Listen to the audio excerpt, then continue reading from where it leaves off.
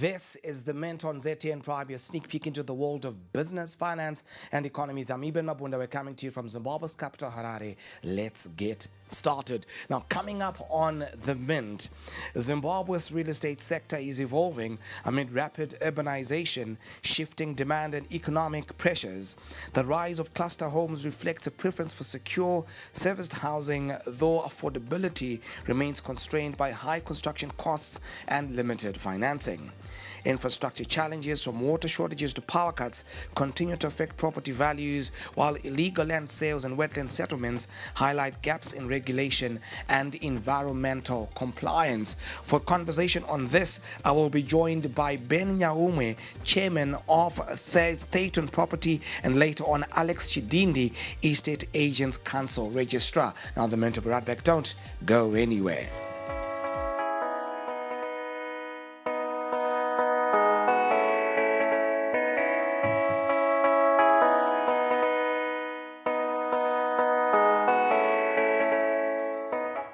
You're watching The Mint as we come to you from Zimbabwe's capital, Harare. I'm Ibn Mabunda. We are taking a look at the real estate market in Zimbabwe and how that affects you. We also take a look at how other developments in other markets are having an effect where this domestic market is concerned. And now I'm joined by Ben Nyaumwe, chairman of Thayton Property. Ben, hello and welcome to The Mint. Hi, Ibn. It's really good to be back here again, and I'm very excited to be here. Fantastic. To get the ball rolling, we're seeing an emerging trend, and of course, the rise of cluster homes spread across the length and breadth of Zimbabwe, especially in the capital city, Harare. What's informing that? Well, it's proximity to services. If you look when you're in any of the northern suburban areas, properties where a single house stood are being redeveloped, and probably you're getting 12 new units coming out of it. Right. Sometimes you're getting 20 units coming out of it. And these are in well-developed, established areas because it is close to services, close to schools, close to shopping centers, close to banking facilities, and all of those amenities that people are looking for. But there is another reason for that.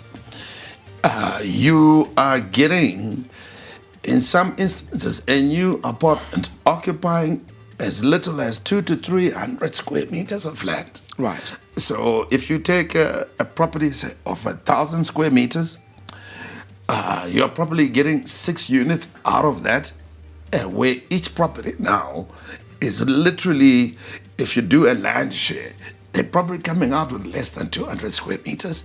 So it's a form of densification. It's bringing a lot of consumers, a lot of customers closer to businesses. And it's a trend that has happened all around the world, and Zimbabwe is catching up to that reality. Right. And yet there are concerns that perhaps the infrastructure may not be ready to be receiving those kind of facilities. I'm speaking in terms of your electricity, your water, your sewer. What's the situation then? What's being done to try and deal with that particular situation? What the city of Harare does, and various other utility bodies, is they make you pay for that infrastructure. So if ZESA comes up and they say there's not enough power at the closest substation to you, they bill you, the developer, with the cost of upgrading the power. So that's on the power side.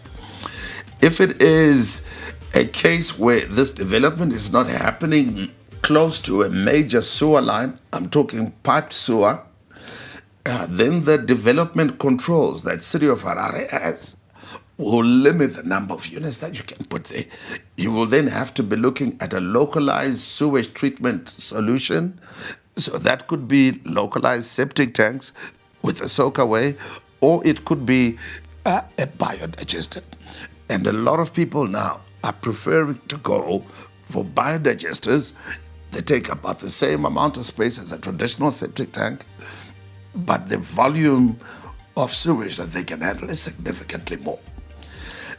Then when it comes to road access and various other things, you'd have noticed that on our 2267 lifestyle estate, we had to widen Enterprise Road We had to widen it to the requirements of the Ministry of Transport, to the requirements of the city of Harare, and all of that infrastructure that we had to put in was paid for by ourselves. There was no contribution from national government, city of Harare, or provincial government, or Ministry of Transport. So in many instances, the authorities are placing the responsibility to upgrade the infrastructure on the developer. But I think also, as we've seen an increase in cars and that number of vehicles on the road, we still need the city to continue to upgrade the roads and provide additional public use infrastructure.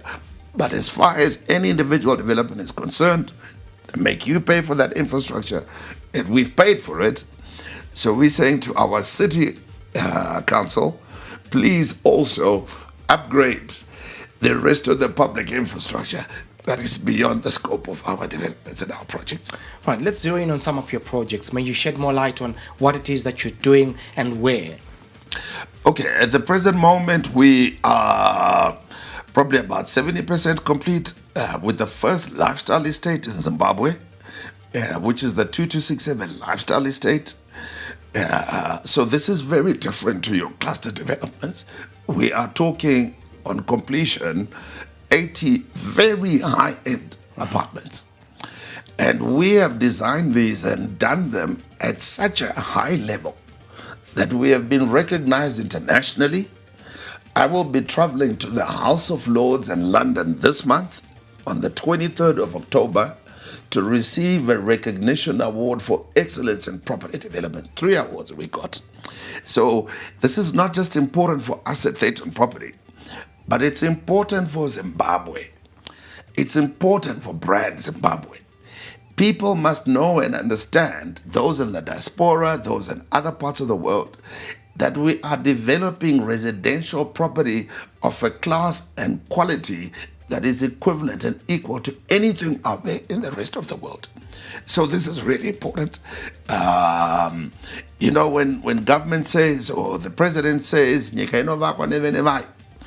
and we are doing it here. Ours is a Zimbabwean company. Maybe, yes, we were founded in South Africa. We gained a lot of knowledge there, a lot of experience, but we are back here and we are doing things at a world-class level. Right. And we are being recognized. World-class is certainly something that Zimbabwe needs. But how do you balance the affordability, especially in the absence of a mortgage market? We've been able to come into that space, and I know a lot more players are going to come into that space. Private players, I'm talking property developers. So, for example, on our projects, we are giving 7.5 years to pay. How much is the cost of the most cheap property? That's 100,000. 100,000. 7 years. 40% deposit, and the balance of 60%, 7.5 years to pay. At an interest rate that varied from between 12 to 15%. So if you are undertaking to pay within 12 months, your interest rate will be 12%. But if you extended it to December of 2030, then your interest rate would be 15%. And I think that you're going to find more and more developers are doing it because it's an opportunity, a gap in the market that the commercial institutions have left behind.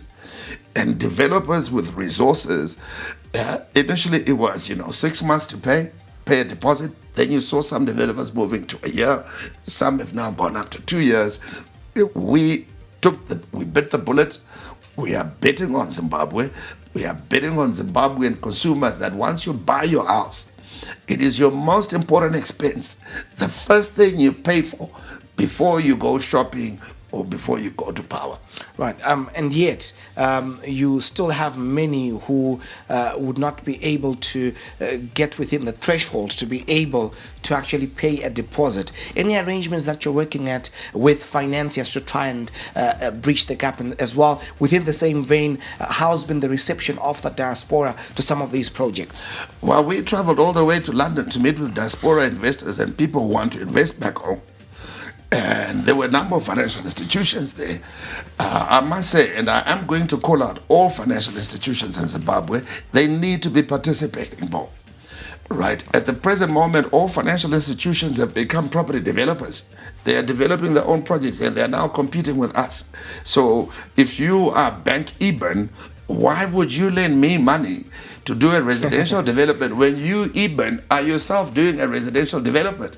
And we are looking for the same buyers and the product is the same. So I think this is something that needs to be, and I hope my colleague here, my brother here from the Estate Agents Council, and probably from people from the Real Estate Institute of Zimbabwe, take it up. We want the banks out of our area. They must concentrate on providing loans, mortgages, and normal commercial banking. They should not be competing with small developers like ourselves and doing developments to compete with us. Really, concentrate on banking. If you want to get into the property development space, then finance registered, properly qualified developers, not to go in and compete with us. That is my plea. Right. Now let's talk about how it is that there is this notion that says properties in Zimbabwe seem to be more expensive than what you would find elsewhere, be it South Africa, Botswana, Zambia. Is that the case? And if that's the case, why is that so? That is absolutely true. Property here is more expensive than in South Africa, than in Zambia. With Zambia, maybe, and Botswana, But it's because we haven't got a lot of alternative investment instruments. If we had a bigger stock market, a property unit trust and various other things. So anyone with any sort of disposable income, with any free funds that they want to invest, all of this money has been coming into the residential sector. That is at the effect of pushing up our property prices, because it's a store of value and it's also an investment. So if you have $1 million today, you buy property. So if there's changes in terms of the Reserve Bank, in terms of the currencies that we use or anything of that, so you've got a hedge. You've got something to protect you. Right. Lastly, before we take a break, may you speak to what perhaps viewers can look forward to where the Zimbabwean real estate market is concerned in a minute. I think this is the best place to be in the world. If you want to invest in property, there's no better place than Zimbabwe. I spent 23 years in the diaspora. I'm a former South African Business Person of the Year. Now, a lot of our people, they go out there and they say that's better because they've got that. Us not having it is the opportunity that is here in Zimbabwe. Because we don't have the Sandton City malls, we don't have all of these other luxury things that you get in other parts of the world. Those are the opportunities that are right here in Zimbabwe. So we are taking advantage of that. We've got some exciting projects coming up. We've got an amazing residential development coming up in Avondale. A 7-story building. It's really going to be iconic in the Avondale area. Everybody will see it. The architecture will be world class. We've got another 7-story mixed-use development coming up on Enterprise Road. It's going to be mixed use, so it's offices, it's retail, it's residential. And then lastly, to boost our tourism that has been growing so well, we have been working with the Radisson Hotel Group for the past 6 years. And very soon we'll be making some announcements in that space. Right. Ben Nyaume, Chairman of Dayton Property, so thank you for appearing on The Mint. Time for us to take a breather. When we come back, we continue taking an aerial perspective on the Zimbabwean real estate market with Alex Chidindi, Estate Agents Council Registrar. Now, The Mint will be right back. Don't go anywhere.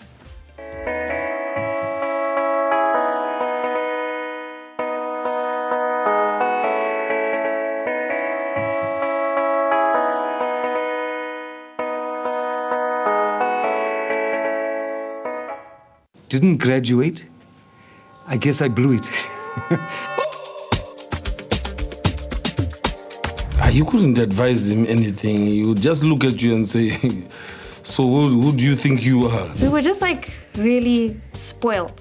And then they just give me the receipt and I'd pay. The guy walks in one day and then he says that he wants to make a movie. He was blowing the money. There was just this habit that he had where as soon as he got money, it was gone. I just didn't have the skills or the experience. This money, I could see it disappear. so fast.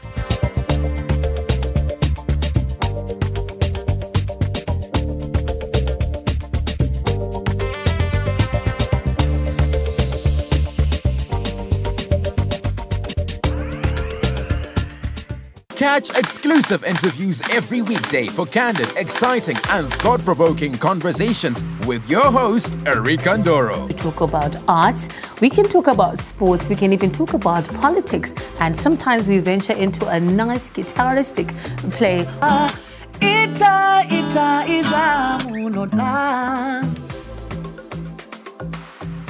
The one story where you can't get out of your head.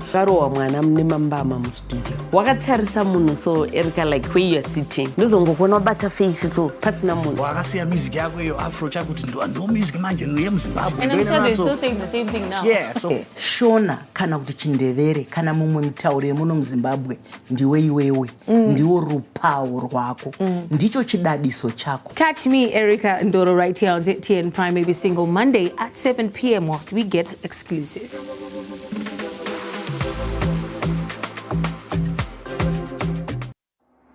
Harare. Tune into the beat. Capitalk 100.4 FM, your source for news, business, sports, fashion, and more. Experience the pulse of Harare's culture and lifestyle. Capitalk 100.4 FM, Harare's top radio station. Join the conversation with Zimbabwe's top personalities. Subscribe now for fresh and infotainment content daily. Capital 100.4 FM, Harare's heartbeat.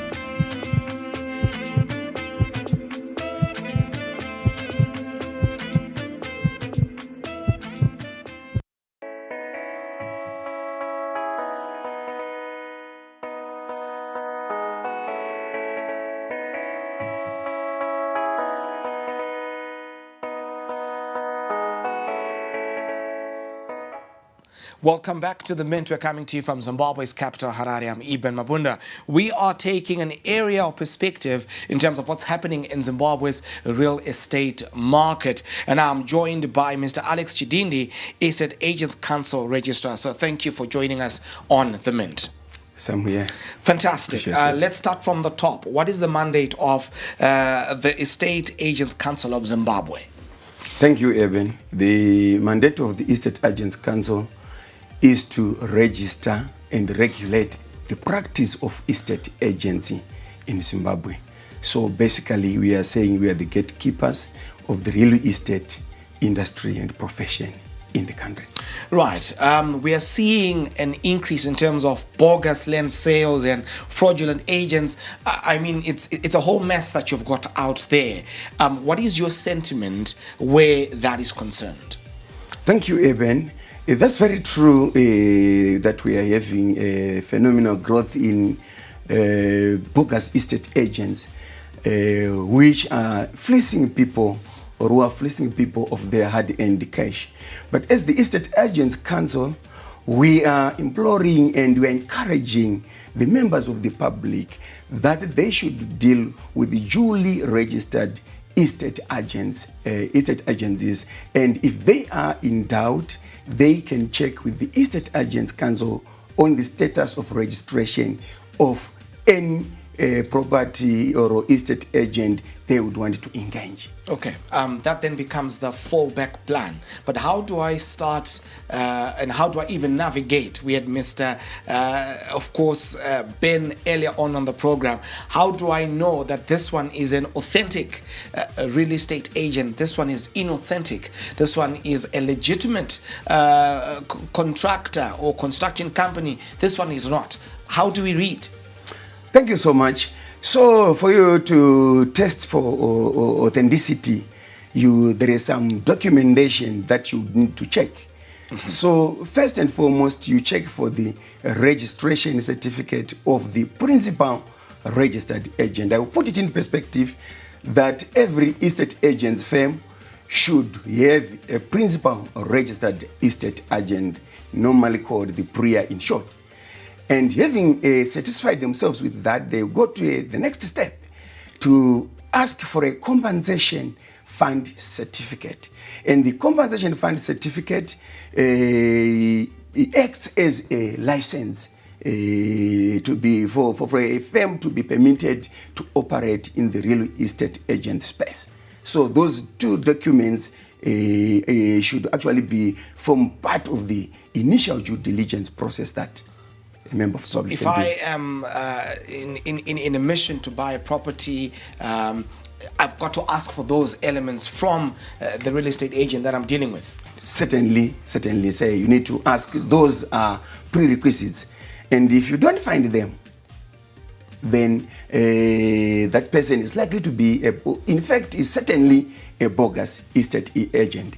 But let me also allow me to make this clarification that, the Estate Agents Act permits individuals to sell their own properties as individuals without contracting anyone.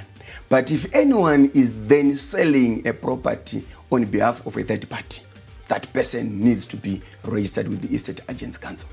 Right.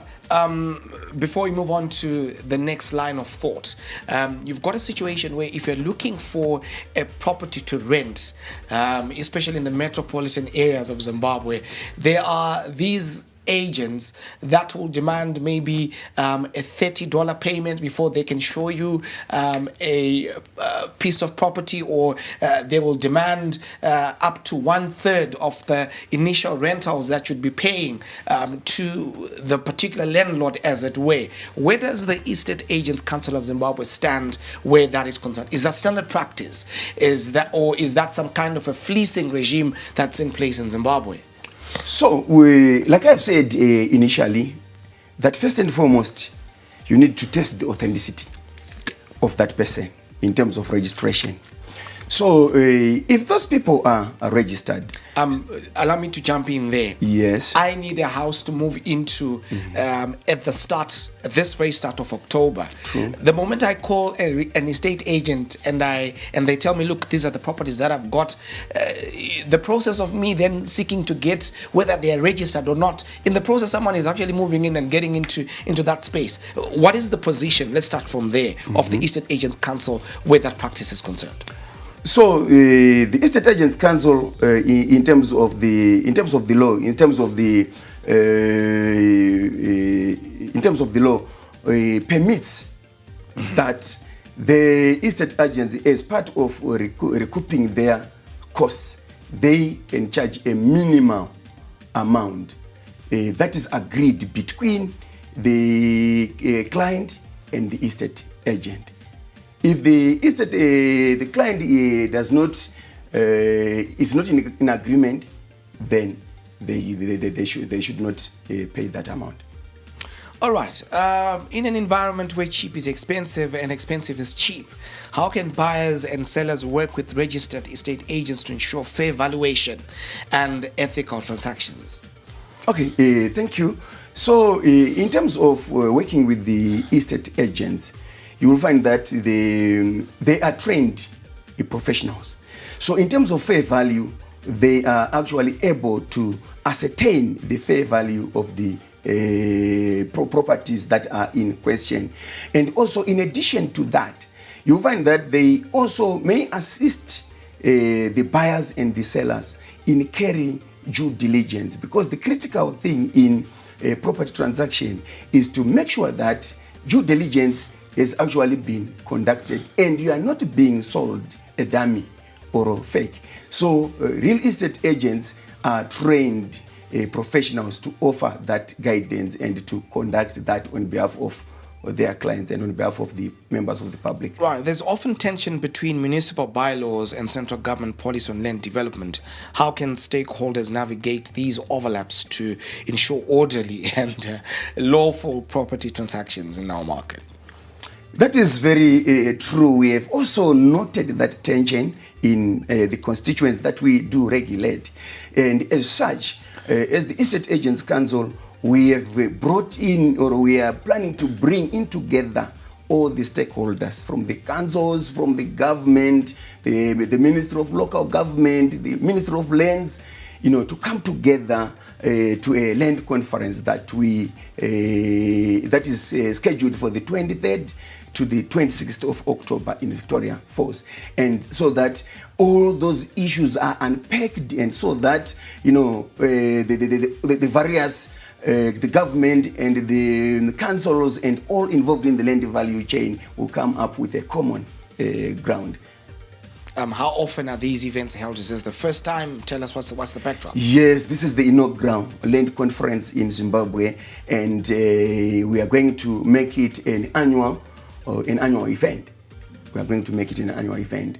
But in between, you find that for the estate agents, there are continuous professional development courses that we then offer quarterly, to make sure that we always, where there are challenges, we always bring in the relevant authority to clarify on issues of contention. I know that you did mention to some of these issues, but I'm going to ask again more elaborately. True. What initiatives is the council pursuing to upskill real estate practitioners, especially as the market diversifies into new property types, digital platforms, and even green housing models? Thank you so much. Occasionally and quarterly, the Estate Agents Council has a calendar with continuous professional development courses, and those courses are then tailored, to empower the estate agents to navigate any new things that are coming, any new ideas that are coming. And in addition to that, for someone to qualify as a registered estate agent, they undergo their initial examination. So that curriculum is regularly reviewed to make sure that it stays relevant. But in just 1 minute, what would you want to say to the viewers in terms of how they should navigate this dog-eat-dog real estate market? So, first and foremost, the viewers or the members of the public should satisfy themselves that the person that they are dealing with are either registered developers or registered estate agents, and once they confirm that, then they can proceed. But they should also take note of those who possibly want to quickly demand for payment. Those who want to quickly demand for payment or to conclude the transaction, because it's closing the deal. Closing the deal, exactly. That's the word. When you find that, it's a red flag, because usually those who are not legit, they move with speed so that the transaction ends quickly. So, in my parting words, I would say, deal with registered estate agents, and if you are not sure, check with the Estate Agents Council, and we are at 18 Macleary Avenue in Eastleigh. Alex Chidindi, Estate Agents Council Registrar. So thank you for appearing on The Mint. You're welcome. Fantastic. And of course, that's a wrap on The Mint. Do follow us on our social media handles as Zimpapers TV Network, as well as at ZTN Prime. Your views and your thoughts are important to us. I'm Eben Mabunda, the Money Man. Let them do what they do. When we do what we do, we mean business. Thank you for watching and have a good day.